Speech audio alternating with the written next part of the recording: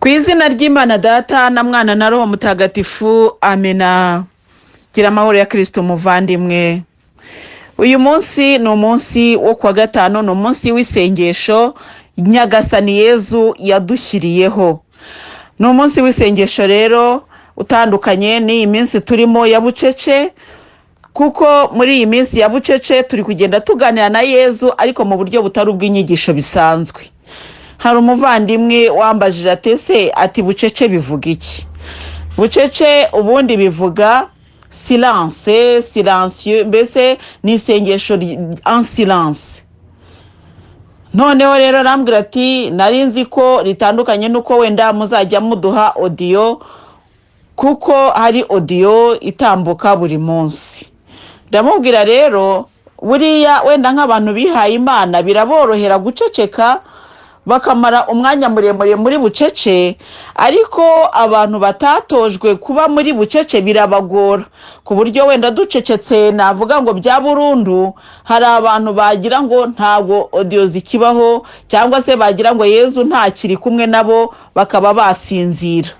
Habaho rero ijambo ryo kwibutsa ko turi abagenzi bagana mu ijuru, kandi ko iyo bucece atari igihe cyo gutakaza cyangwa se atari igihe cyo kurangara, ahubwo ari igihe cyo kugira umwanya wo kuba kumwe na Yezu.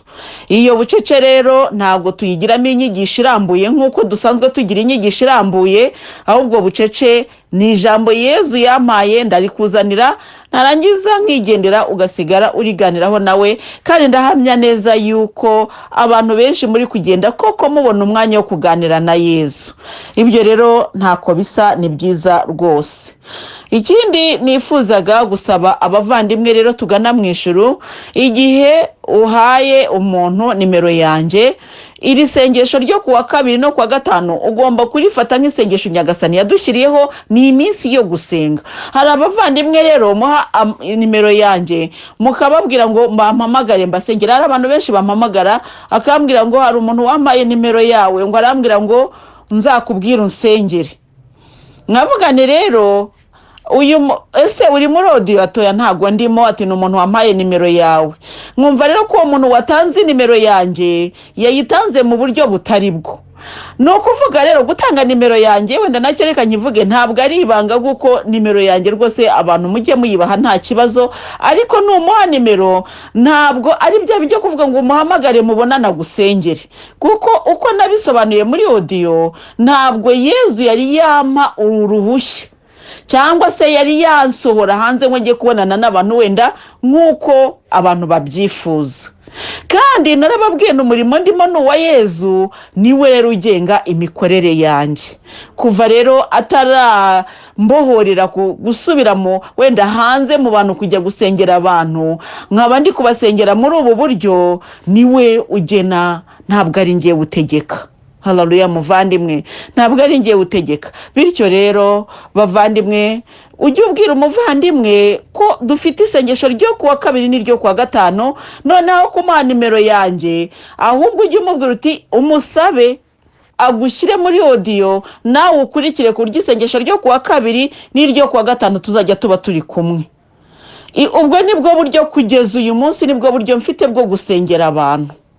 Ndizera yuko aho ngaho tuhumvikanyeho twese, kandi ku buryo mbese muri make ntago abantu batazongera kujya bampamagara ngo ndifuza yuko twahura, ngo mparandevu duhure, ngo nsengere, ngo niko bambwiye, bikangora. Rero ntabwo ari ukuvuga ngo ni bibi, cyo wenda ngisobanure neza, ntabwo ari bibi ko umuntu yansaba ko musengera. Sinabibi rwose ko umuntu yatanga nimero yanjye, sinabibi rwose ko umuntu yakwifuza yuko duhura ngo dusenge, ariko ikingora ni ukubisobanurira wa muntu wenda atarasanzwe abimenyereye, atarabyumvaga, yavuga ati se uyu muntu arankwebye, uyu muntu aranyangira iki, mbese muri make byamutera urujijo uramutse utabimusobanuriye. Ni byiza rero ko mwajya mubasobanurira abantu turi kumwe mu rugendo rugana mu ijuru. Nujya gutanga nimero yanjye ujye umubwira uti tujye mu isengesho hamwe kuwa kabiri no kuwa gatanu, tuba dufite isengesho rya rusange kandi rikiza abantu benshi. Abantu barironkeramo, ni ukuri abantu benshi barironkeramo ugutabarwa. Nawe kandi muvandimwe, sishidikanya ko impamvu utanga nimero yanjye nuko uba ubona ko hari icyo ryasengesho koko ryakumariye, ukavuga uti uyu muntu aravunika ararushye, ariko nanjye reka mbese ni uburyo bwiza bwo kwegereza Yezu abantu ngo abakoreho. Ntabwo ari bibi pe, ahubwo icyo wenda nsobanura ni ukugira ngo nujya kuyimuha ubanza umusobanurire, umubwire ko rwose kugira wenda ngo duhure musengere biragoye pe, ariko kuba twasenga muri iri sengesho ryo kuwa kabiri no kuwa gatanu ntacyo bintwaye. Impamvu itumye mbivuga rero ni ukugira ngo twumve ko iri sengesho Yezu yaridushyiriyeho rifite imbaraga, rifite n'agaciro gakomeye rwose. Naho tutahura ngo turebane muvandimwe, ariko ujye umenya ko iyo duhuriye muri iri sengesho tuba twahuye. Hari abavandimwe benshi bajya bambwira bati twumva twifuza ko twahura nawe tukamenyana, nkakubwira nti ariko buriya tuba duhura buri munsi muri audio, tuba turi kumwe buri munsi. Ni ukuvuga rero ngo duhura buri munsi, kandi ni ukuri icy'ingenzi ni iki ngiki, ni uko twahurira muri Yezu tugakomeza kuganira ibijya mu ijuru, ibitujyana mu ijuru, kurusha uko twahura ku buryo bw'umubiri, kuko wasanga wenda nta n'icyo bimaze cyane.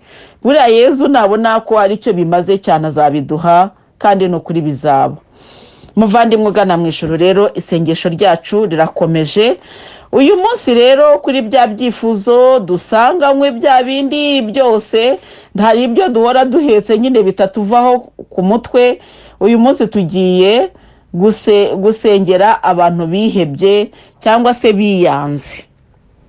Hari abantu bagira ibigeragezo birebire bigatuma umuntu yiyanga, ukumva urihebye ku buryo mbese no kwiyahura uba wumva wakwiyahura. Abo bantu bariho rero muvandimwe, twarabasengera ariko ntabwo bibuze ko twakongera tukabasengera, kuko nongere mwibutse ko ntabwo tuzajya dusengera abantu bashyashya gusa, dushobora no kongera gusengera icyiciro cy'abantu twigeze gusengera, kubera ko Nyagasani Yezu yashatse ko cya cyiciro tukizana nanone kugira ngo akomeze abakize. Iyo rero dusengeye abihebye uyu munsi, Nyagasani arabakiza. Twasengera abihebye ejo agakiza abandi. Ni ukuvuga ngo ejo twasengeye wenda abantu 10, noneho uyu munsi tugasengera abandi bantu 10. Ubwo urumva ko uko tugenda tubasengera niko tugenda turushaho kubohoza benshi mu bari bihebye. Bityo rero muvandimwe, nkakubwira nti gusubira mu cyifuzo twari twaratanze ntabwo ari bibi, kuko icyo tugamije ni ukumufasha gukiza isi. Tugiye rero gukomeza mu isengesho nk'uko twaritangiye. Ndatekereza kandi ndahamya neza yuko wibuka ko turi muri rozari. Turangije rero amibukiro yo kwishima, uyu munsi turatangira amibukiro y'urumuri. Tugiye rero gukomeza abavandimwe tugana mu ijuru, dukomeze dusenge, tuzane bya byifuzo byacu, ibyifuzo by'abavandimwe, ibyifuzo by'inshuti, dukomeze tubasengere, dukomeze natwe ubwacu twiyereke Yezu aduha imbaraga zo gukomera. Turi mu bihe bitatworoheye rwose, ni ibihe by'ibigeragezo, ariko rero hamwe na Yezu tuzatsinda. Yezu Kristu abatirizwa muri Yorodani, dusaba inema yo gukomera ku masezerano y'abatisimu twahawe. Mubyeyi w'Imana n'uwacu, ngwino usingiza Imana mu kigwi cyacu. Dawe uri mu ijuru, izina ryawe ryubahwe, ingoma yawe yogere hose, icyo ushaka gikorwe munsi nk'uko gikorwa mu ijuru. Ifunguro ridutungura iduhe none, tubabarira ibicumuro byacu nk'uko natwe tubabarira abaducumuyeho, ntudutererane mu bitwoshya, ahubwo dukize icyago. Amina. Ndakuramutsa Mariya, wujine muharana n'Imana, wahebuje abagore bose umugisha, na Yezu umwana wabyaye arasingizwa. Mariya mutagatifu, umubyeyi w'Imana, urajye udusabira tw'abanyabyaha kuri ubu n'igihe tuzapfira. Amina. Ndakuramutsa Mariya, wujine muharana n'Imana, wahebuje abagore bose umugisha, na Yezu umwana wabyaye arasingizwa. Mariya mutagatifu, umubyeyi w'Imana, urajye udusabira tw'abanyabyaha kuri ubu n'igihe tuzapfira. Amina. Ndakuramutsa Mariya, wujine muharana n'Imana, wahebuje abagore bose umugisha, na Yezu umwana wabyaye arasingizwa. Mariya mutagatifu, umubyeyi w'Imana, urajye udusabira tw'abanyabyaha kuri ubu n'igihe tuzapfira. Amina. Ndakuramutsa Mariya, wujine muharana n'Imana, wahebuje abagore bose umugisha, na Yezu umwana wabyaye arasingizwa. Mariya mutagatifu umubyeyi w'Imana, urajya udusabira tw'abanyabyaha kuri ubu n'igihe tuzapfira. Amina. Ndakuramutsa Mariya wuje muhorana n'Imana, wahebuje abagore bose umugisha na Yezu umwana wabyaye arasingizwa. Mariya mutagatifu umubyeyi w'Imana, urajya udusabira tw'abanyabyaha kuri ubu n'igihe tuzapfira. Amina. Ndakuramutsa Mariya wuje muhorana n'Imana, wahebuje abagore bose umugisha na Yezu umwana wabyaye arasingizwa. Mariya mutagatifu umubyeyi w'Imana, urajya udusabira tw'abanyabyaha kuri ubu n'igihe tuzapfira. Amina. Ndakuramutsa Mariya wuje muhorana n'Imana, wahebuje abagore bose umugisha na Yezu umwana wabyaye arasingizwa. Mariya mutagatifu umubyeyi w'Imana, urajya udusabira tw'abanyabyaha kuri ubu n'igihe tuzapfira. Amina. Ndakuramutsa Mariya wuje muhorana n'Imana, wahebuje abagore bose umugisha na Yezu umwana wabyaye arasingizwa. Mariya mutagatifu umubyeyi w'Imana, urajya udusabira tw'abanyabyaha kuri ubu n'igihe tuzapfira. Amina. Ndakuramutsa Mariya wuje muhorana n'Imana, wahebuje abagore bose umugisha na Yezu umwana wabyaye arasingizwa. Mariya mutagatifu umubyeyi w'Imana, urajya udusabira tw'abanyabyaha kuri ubu n'igihe tuzapfira. Amina. Ndakuramutsa Mariya wuje muhorana n'Imana, wahebuje abagore bose umugisha na Yezu umwana wabyaye arasingizwa. Mariya mutagatifu umubyeyi w'Imana, urajya udusabira tw'abanyabyaha kuri ubu n'igihe tuzapfira. Amina.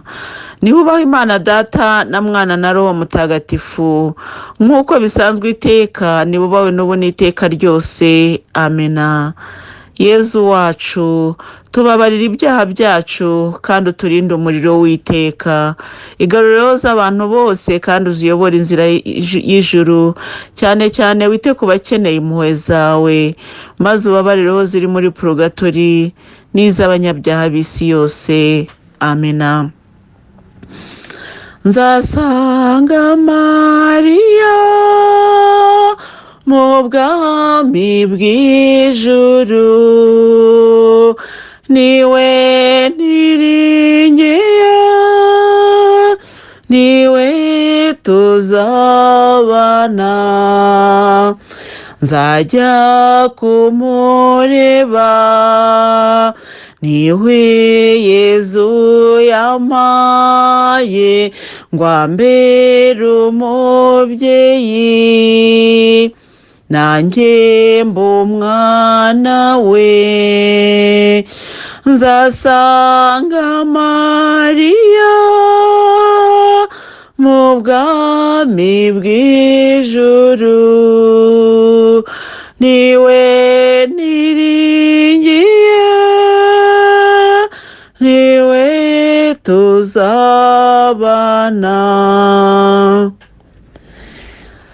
Turagushimiye Nyagasani Mana yacu, tugushimiye kudukunda, tugushimiye kuri mu ruhande rwacu, tugushimiye kuri byinshi uhora udukorera.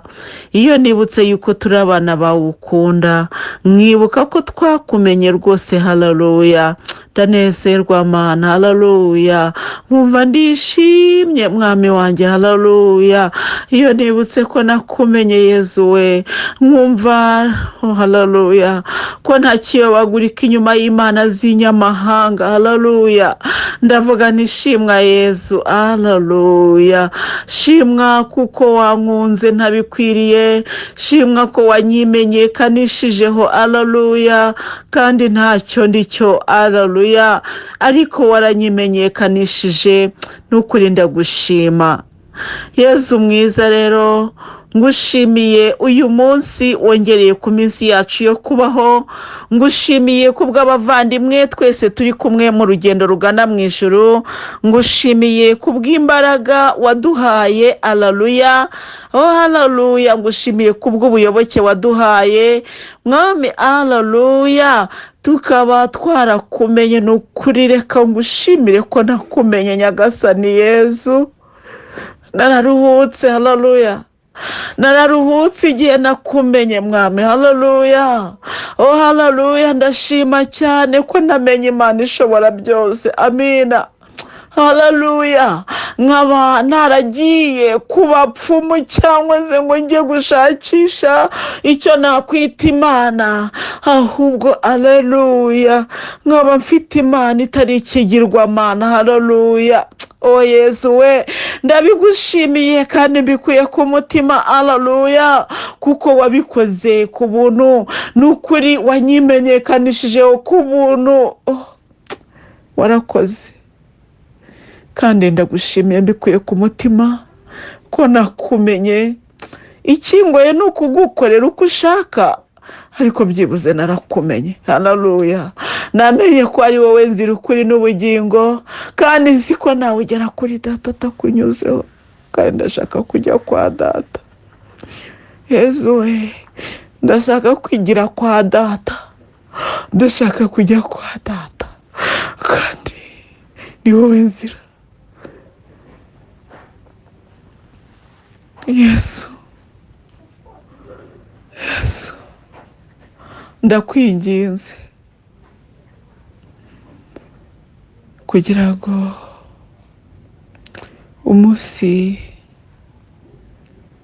uzaza gutwara itorero natwe uzadutware.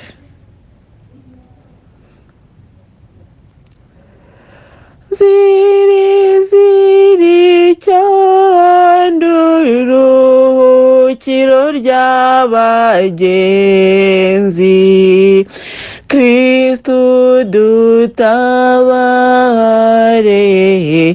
mu rugendo rugana rurema.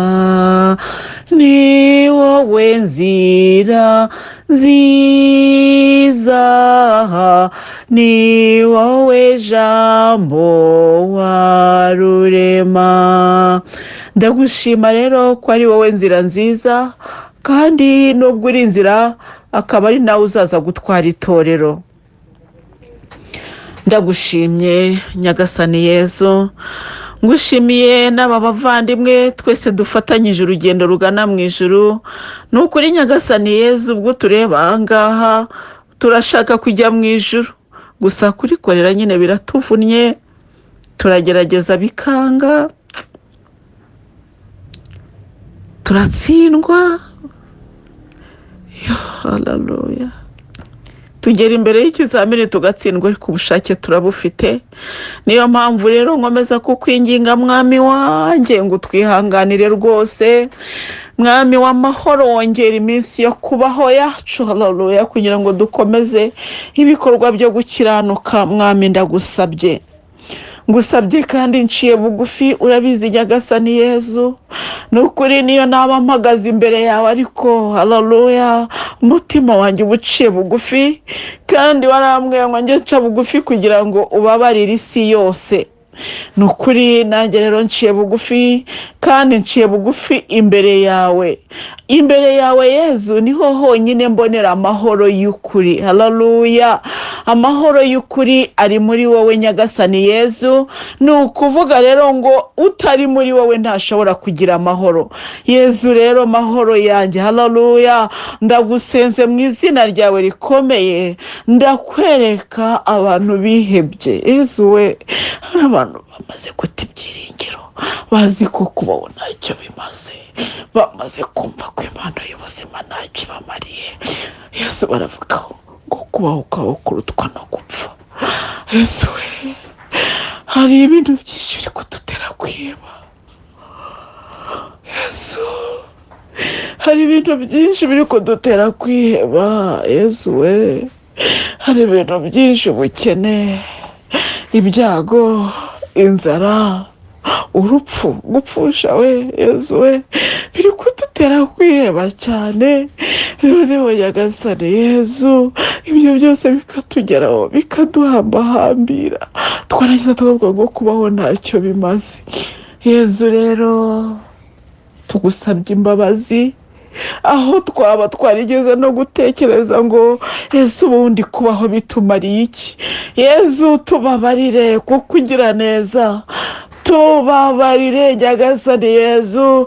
Ndakwereka abantu bihebye kandi natwe twigeze kuba mu bihebye, twigeze kugutuka nyagasani Yezu, ntabwo twigeze twemera icyo waduhaye cy'ubuzima, ahubwo duhora tugutuka dushaka guhangana nawe, ngo ariko ubundi ngo ubu yandemye areba he. Yezu, hari igihe tutishimiye uko dusa, hari igihe tutishimiye uko duteye, hari igihe tutishimiye uko imisatsi yacu ireshya, haleluya, hari igihe Yezu tutishimiye byinshi bituriho.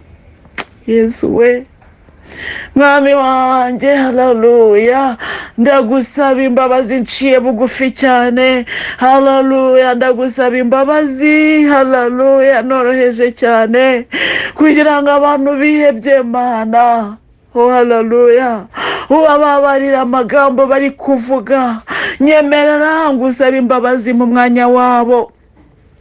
Hari amagambo bari kuvuga kubabaza, Yezu ndakwinginze kugira ngo uyababarire, uyababarire mwami, ni ukuri mwami wanjye, haleluya, bababarire kuko batazi icyo bavuga. Erega nyagasani Yezu warenze ahangaha akaba yaragiye ahacecekerwa niwe uzi agaciro k'abakiriho. Yezu, mu gihe twebwe abariho tuvuga ngo kubaho ntacyo bitumariye, ndakwinginze tubabarire nyagasani Yezu, kandi igihe niwisabira imbabazi abihebye, abanza ubuzima, mwami nyemerera mwereke abantu bose bapanze imipango bakagira gahunda zikaba zarapfuye, none bakaba barihebeshejwe nuko babona gahunda byararangiye.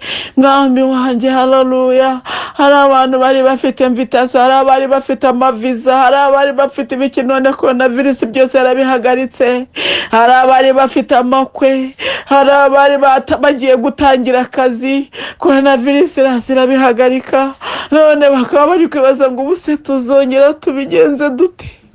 Yesu ndakwinginze kugira ngo ibyo ngibyo bitera abantu kwiheba, ibyo bituma abantu bareba mu cyerekezo cyo kwiheba. Mwami umbabarire unyumve, haleluya, umbabarire, haleluya, wumve gusenga kwanjye, ubabarire abantu bihebye, ubabarire abantu bababaye, ubabarire abantu bari mu cyeragati babuze aho bafata n'aho berekeza.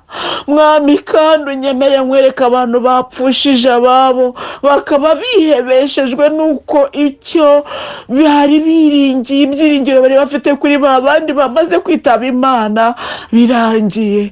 Abo barihebye Mwami, bihebeshejwe nuko barebaga hatakigaragara. Mwami w'amahoro, uko kwiheba ndabikweretse Mana, ubagarurire ibyiringiro, ubereke ko ntawe ukwiringira uzakorwa n'isoni. Mwami wanjye, haleluya, ndacyakomeza kukwereka abantu bihebye Mwami mu buryo ubwo ari bwo bwose. Reka nkwereke abandi banywa ibiyobyabwenge, bihebye kugera ku rwego rwo kumva ko bafata amadroge kugira ngo bareke gutekereza kimuntu. Ni ukuvuga ngo agaciro k'ubuzima ntabwo kakiriho kuri bo, bamaze kumva ntacyo bikibamariye kubaho, ndetse batangira no gushaka ibintu ibyo ari byo byose byabibagiza gutekereza. Yezu wanjye, bagirire impuhwe n'imbabazi, ugire agaciro k'ibikomere byawe bitagatifu. Yezu mwiza, haleluya, oh haleluya, ndakwinginze kugira ngo abantu bihebye Mana ubagarure mu nzira nziza, haleluya, kandi ubagaruze ukuboko kw'impuhwe, bereke yuko ntarirarenga, bereke yuko ibyiringiro bikomeye bigomba kureba kuri wowe, haleluya, be kureba mu isi, be kureba ku bantu, haleluya. Nanjye kandi gusabye imbabazi Yesu, aho ndagiye niringira abantu. Yesu, ndagusaba imbabazi, ndapfukamye imbere yawe. Yesu mwiza, mbabarira aho niringiye abantu, mbabarira aho nitwaye mu buryo bwo kwiringira abantu.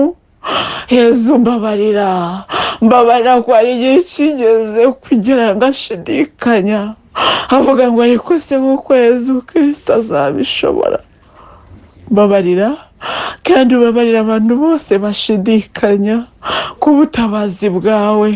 Ubabarira abantu bose bagezweho no kwiheba, kubageza no kumva ko nta Mana ikibaho, bakaba bavuga ngo erega nta Mana ibaho, bakaba barafashe inzira yo kujya guca abandi intege. Basanga abandi bari mu byiringiro bakajya bababwira ngo jya niringiye Mana ngo ntacyo yamariye, bakabakura mu byizerwa. Mwami bababarire kuko batazi icyo bakora. Erega nabo si bo Nyagasani Yezu, iyi si nimbi iradukubita tukavugishwa. Yezu we, iyi si nimbi ifite inkoni ityaye cyane, kandi inkoni ibabaza rwose. Irayidukubita itadufitiye impuhwe, maze yadukubita tukavuga amagambo acurikiranye, tugatangira kuvuga ngo Yezu ni mubi, ngo yaradutaye, ngo yaradutereranye, tukiheba rwose. Yezu we, jya narakubwiye n'amasengesho nzajya nkuzanira, ujye uyakiraga amasengesho yo guca bugufi, uyakire nk'amasengesho yo gutakamba. Ni wowe wantoye, ntabwo ari njye wagutoye Yezu. Kandi warantoye urambwira ngo ugiye kumpa ngo impano yo gutakambira abantu. None rero iyo mpano Nyagasani Yezu iginanira Yezu we, irananira kubera ko ntazi gutakamba uko bikwiye. Sinca bugufi imbere yawe ngo ngere hasi, warambwiye ngo ningere hasi mbitapi, ariko birananira kuko ndi umuntu. Yezu wabyaye we, ni ukuri ku musaraba waramvuze, ni uko ndakira, warabyaye rero mwami wanjye. None rero ngiye kubyara abandi byarananiye, ntangira gusenga ngacika intege.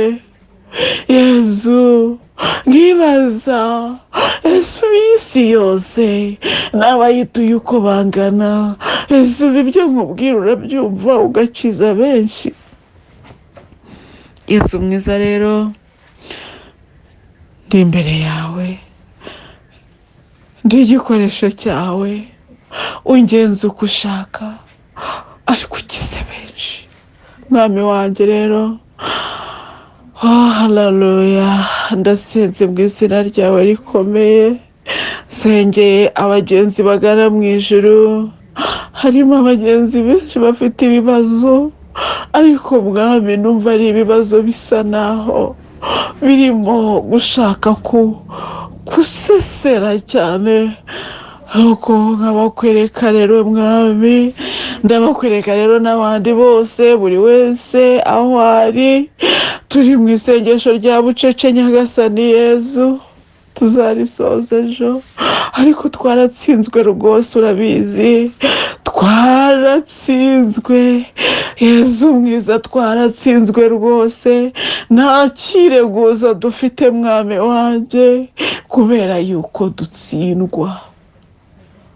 Yezu rero, reba buri muvandimwe aho ari kwiganiriza n'umutima we, yibaza ibyo arimo bimuyobera.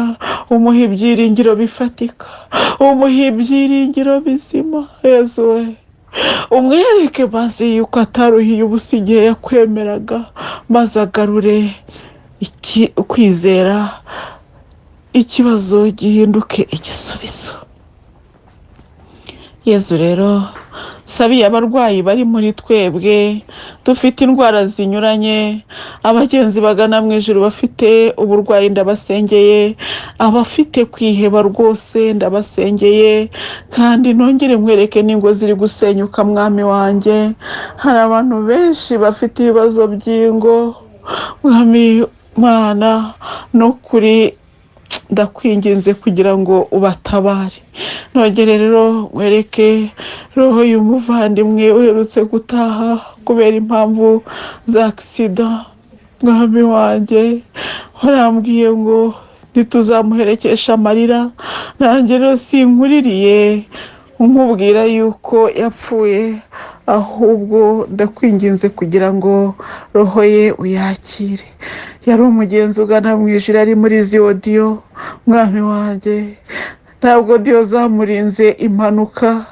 Oh haleluya, kubera yuko watubwiye yuko uturinze, ariko ntabwo uzaturinda ku mubiri tuwuvamo kugira ngo tuzajye kugororerwa. Ndakwinginze rero kugira ngo diyo yumvise zibe zaramubereye impamvu yo guhinduka, maze mwami azaronka ubugingo bw'iteka, utitaye ku byo yakoze ahubwo witaye ku muhoro ugira, umwakire mu bugingo bwawe. Niko nsengeye rero n'abavandimwe be n'umuryango we, ndetse mbasengeye bose kwihangana no gukomera. Nciye bugufi ndabasengeye cyane kugira ngo ntibihebe mwami, ahubwo ibyiringiro byabo bibe muri wowe. Ndasenze rero nkweretse n'abantu bafite imishinga bose, nyagasani Yezu, imishinga ikaba iri kugenda iri kudindira kubera impamvu zinyuranye, ubukene, ubushobozi bukeya, abagambanyi bagenda badindiza imishinga yacu. Ibyo byose rero mwami wanjye haleluya ndabisengeye mu izina ryawe rikomeye, kandi icyo nakubwiye ndatuza cyane nkavuga nti Yezu nabimubwiye. Yezu mwiza rero reka nongere nkwereke n'abavandimwe bafite ikibazo cy'ibyangombwa aho bari mu mahanga, nongere nkwereke n'abantu bari mu buhunzi, abantu bari mu nkambi z'impunzi. Mwami ubagoborere ikibatunga, ubagirire neza kuri Imana igira neza, ubatabare kandi ubarengere n'ukuri, ubagirire neza tuzagushima. Haleluya. Mana usenye inkambi abantu bagasubira mu bihugu byabo bakongera bakagira amahoro. Mana n'ukuri numva aricyo cyaba cyiza, ariko abari mu nkambi hirya no hino, abari mu bihe by'intambara bose bararira, baba bari mu mubabaro ukomeye. Niyo mpamvu mbakweretse mwami wanjye. Yezu mwiza rero nkwereke abari mu nzira bahunga, nkwereke abari mu nzira zo gushaka ibyangombwa bibabeshaho bari, nkwereke abari kubabarira mu bihe by'ubuhunzi mwami kugira ngo batabare. Yezu mwiza rero nkweretse kandi abantu bose bagushakashakana umutima utaryarya, mwinginga kugira ngo ubiyereke nk'uko wabisezeranye. Waratubwiye ngo abari gushakashaka bazakubona. Haleluya. Kandi abari gushakashakana umutima utaryarya nawe uzabiyereka. Biyereke rero abagushakashakana umutima utaryarya, bagenderere bose mwami wanjye, maze bakubone. Haleluya. Babone ubwiza bwawe, babone impuhwe zawe, babone urukundo rwawe Yezu. Haleluya. Yezu mbigusabye mbikuye ku mutima, kandi nsabira ibihugu bituranye n'u Rwanda kugira ngo bose ubahe amahoro. Mwami mwiza nongera kukwereka cyane cyane ku buryo bw'umwihariko impunzi z'Abarundi aho ziri hose ku isi. Mwami uri mwiza, uri mwiza, nukuri ndabasengeye, ubagirire neza, ubatabare, ubarengere, nukuri urabishoboye. N'ahandi hose hari inkambi mu Rwanda ndabasengeye aho baba baraturutse mwami bahunga. Ikiri cyo nuko nta muntu b'impunzi abyishimiye.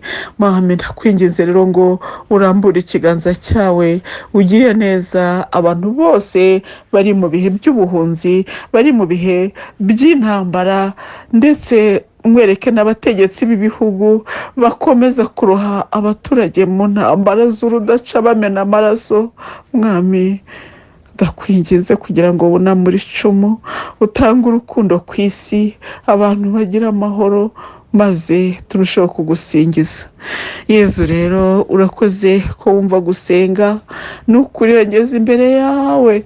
Hari igihe mvuga nese Yezu ndavuga iki ndeka iki ko ari byinshi, ariko ndagushima ko uko biri bicangacanze wowe urabicangura kandi ukamenya icyo uduhera ubuntu mwami wanjye, kandi ukagita ukiduha, kandi ukatubabarira intege nkeya tuba twagize. Nukuri ndagushimiye. Urakoze rero kugira neza, ikuzo n'icyubahiro ni ibyawe, uri Imana yacu ubu n'iteka ryose. amina. Bikira Mariya utarasamanywe icyaha, urajya udusabira twese abaguhungiyeho. Mwamikazi wa Kibeho, udusabire. Ku izina ry'Imana Data na Mwana na Roho Mutagatifu, amina.